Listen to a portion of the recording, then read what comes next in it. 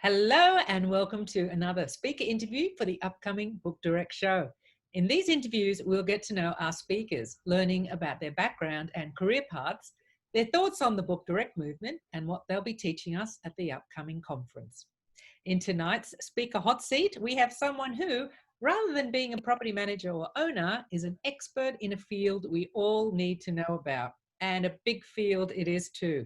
Tonight, I'm speaking with Digital Marketing Manager Extraordinaire, Sandra Roig, from AB Apartments in Barcelona. Hola, Sandra, ¿qué tal? Hola. Buenos días, buenas tardes. Thank you, Deborah. Yeah, thanks. How are you? I'm very well, thank you. That's good, very good. So you entered the short-term rental industry nearly 10 years ago.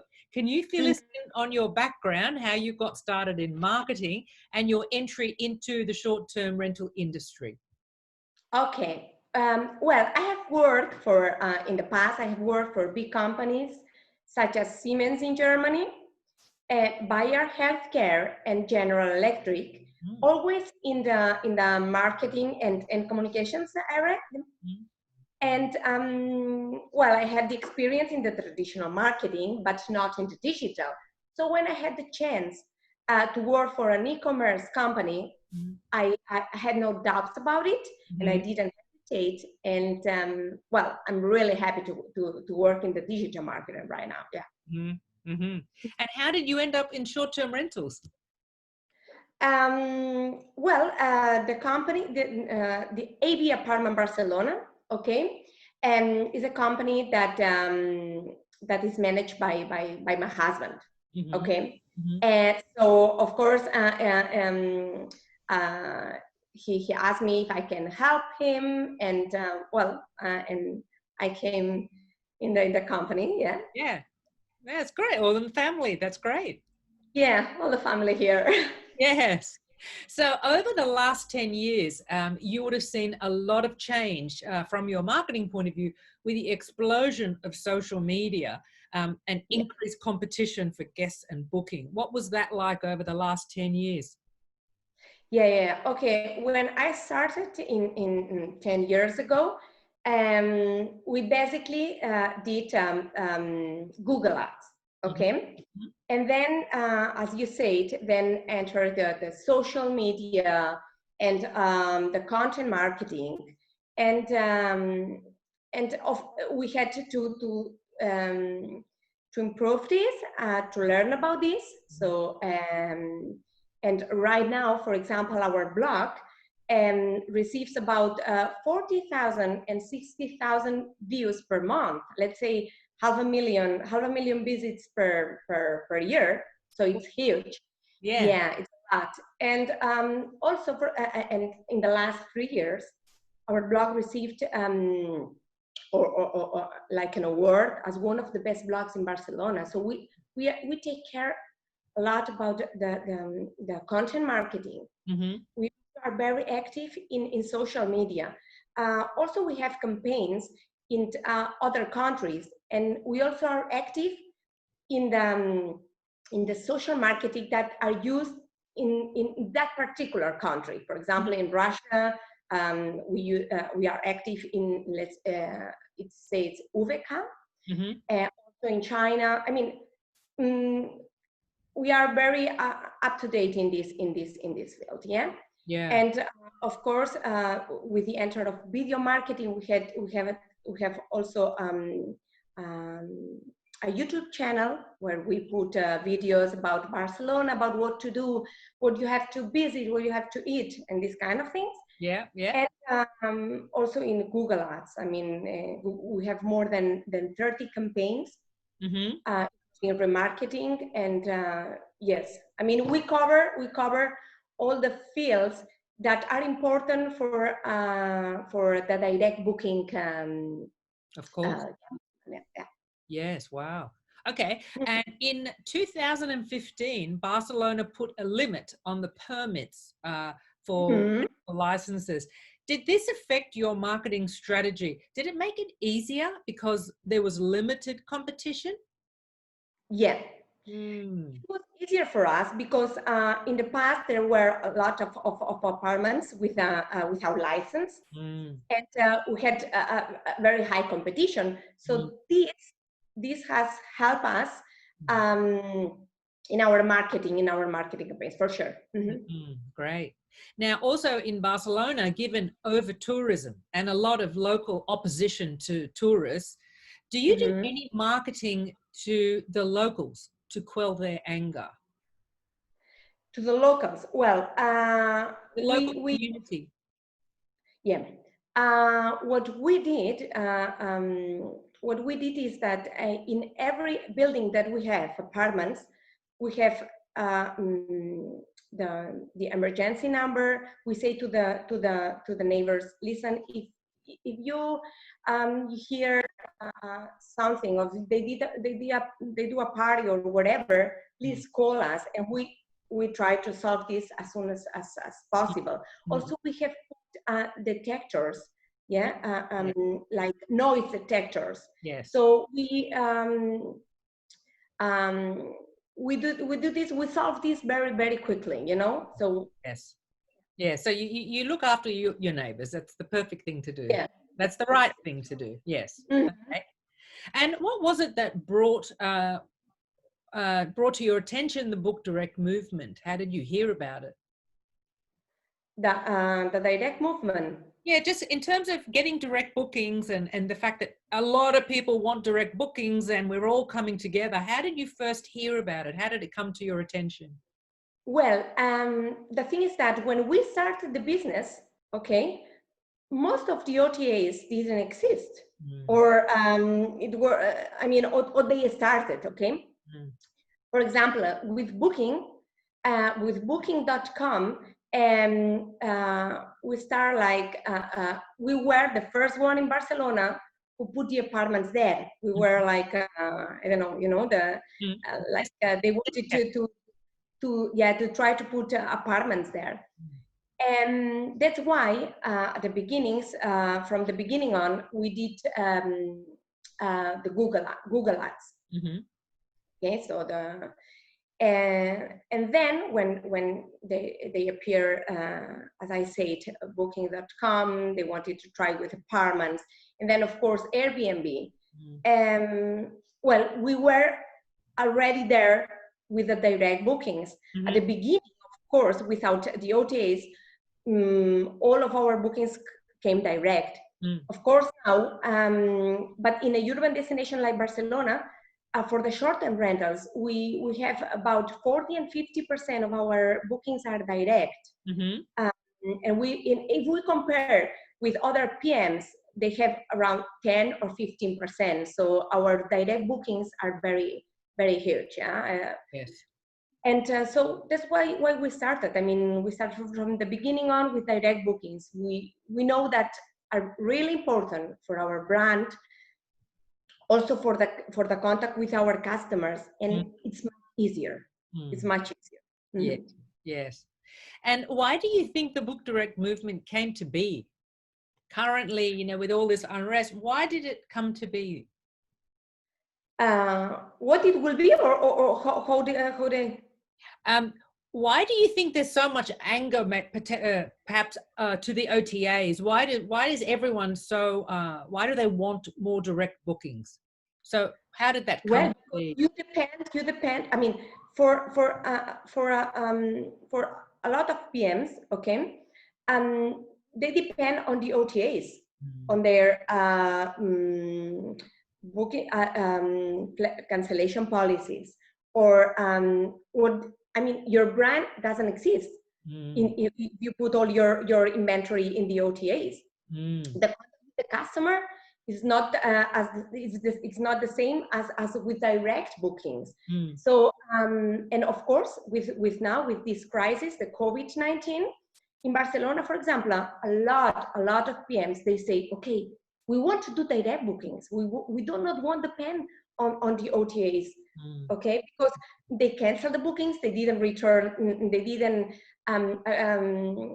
with the policies that had the PM. Yeah.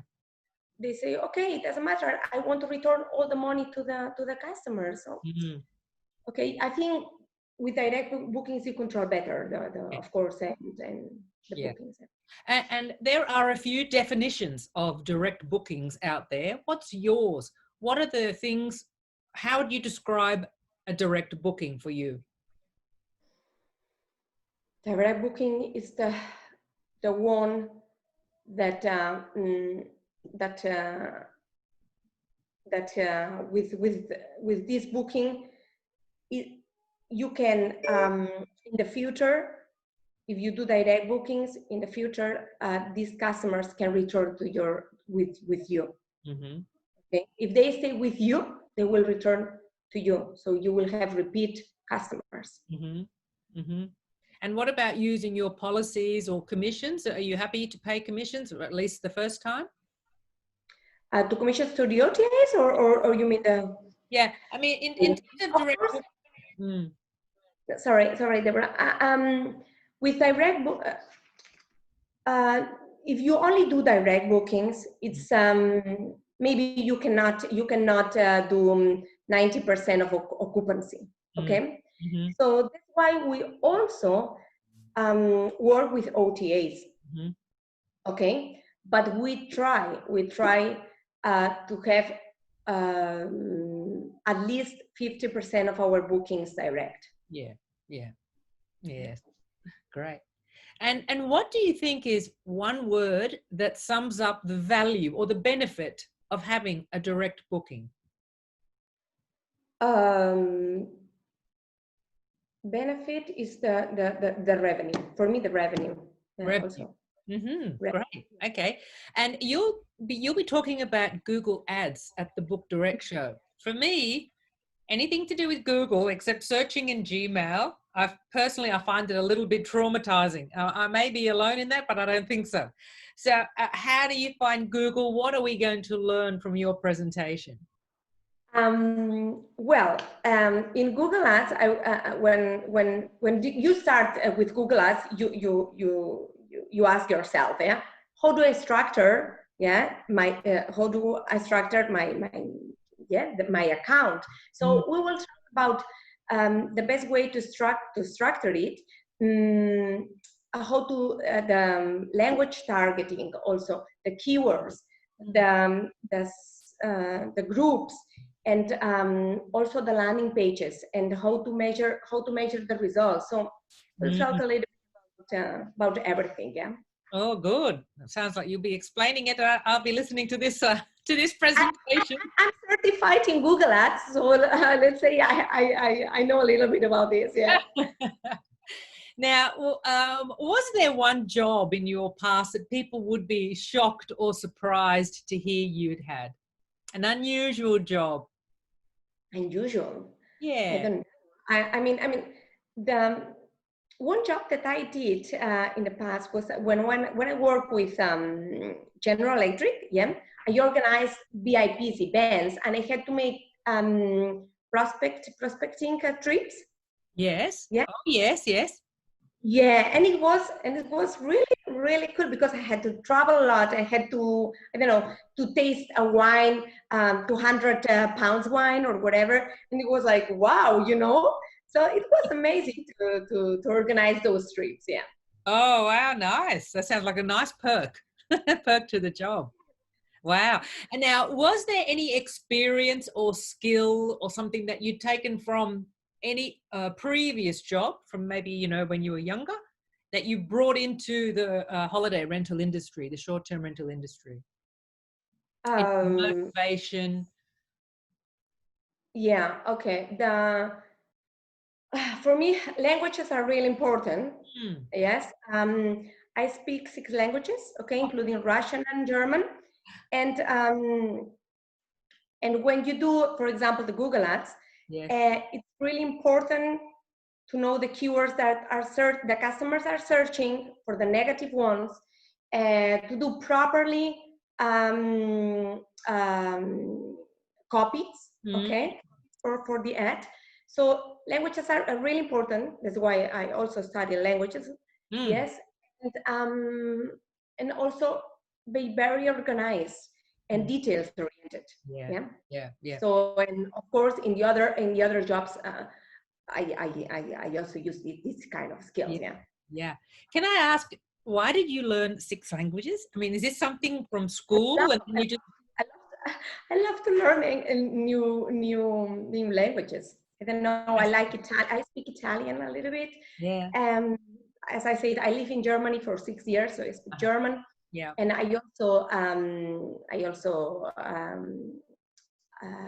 speak Russian, because also I was in Russia. So Oh.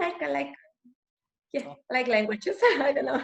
In Australia, we're not very language oriented. You know, in Europe, you've got a lot of languages around you, and a lot of people living in different countries. In Australia, we have New Zealand and Asia. But Asia, I mean, Asian languages aren't very big here. It's not part of school. Yeah. I mean, we do have to learn our language, but it's not compulsory. And then, you do it for a few years and you let it go. So I really admire people that can speak another language. I love the idea. Oh. Yes, because I like to speak with other people in other countries. So it's Well, we are actually going to be having some sessions in Spanish, probably Portuguese, Italian. So we wanted the attendees, we wanted our listeners to be able to understand the sessions in their mother tongue in case they miss something in English. So we're looking after languages in the Book Direct show. Yes. Perfect. Now, 3 words. I would like you to give me 3 words that describe you. Well, the first one I will say very organized. They say to me that I'm like a German. Yeah, I don't know if I lived so many years in Germany, but they say, oh, you're like a German. Yeah, in this, I like to be punctual. Yeah, with the meetings and these kind of things. Yeah. Sociable and open-minded. Yeah, sociable. And details oriented. I will say details oriented. Yeah, like to go into detail. Yeah. Yeah, great. That's really good. Now, we could wrap it up now, but I have a new little segment that I'm tagging on at the end, and it's just a random question to answer, and you can answer it, or you can say, no, I don't really want to, I don't want to. But it's up to you. Would you like to? Yeah, why not? Okay. They're simple answers. So I have 33 questions. Pick a number between 1 and 33. My God, let's say 10. 10. Okay, number 10. This was the trick question. Oh my God, you got the booby prize. Explain quantum electrodynamics in 2 minutes, starting now. Okay. Let's do another one, yeah? Oh wow. Okay, pick another number. Number 2. 2. Okay. Oh, that was a really good question. If you could be any animal in the world, what animal would you be and why? Wow. Mm. Maybe a bird. Bird. Yeah. Bird. Yeah. So I can see the world and from up, and yeah, why not? Yeah. Bird. When they're very detailed, when they make their nests, have to be organized. That's true. Sandra, it's been lovely to chat with you tonight, and I'm really looking forward to your session and translating Google into plain English for me. Google Ads. Thank you very much. I look forward to that. So thank you for your time, and have a lovely, lovely day. And we will see you on LinkedIn or online sometime soon. Okay. Thank you. Have a good evening. Bye. Bye. Bye.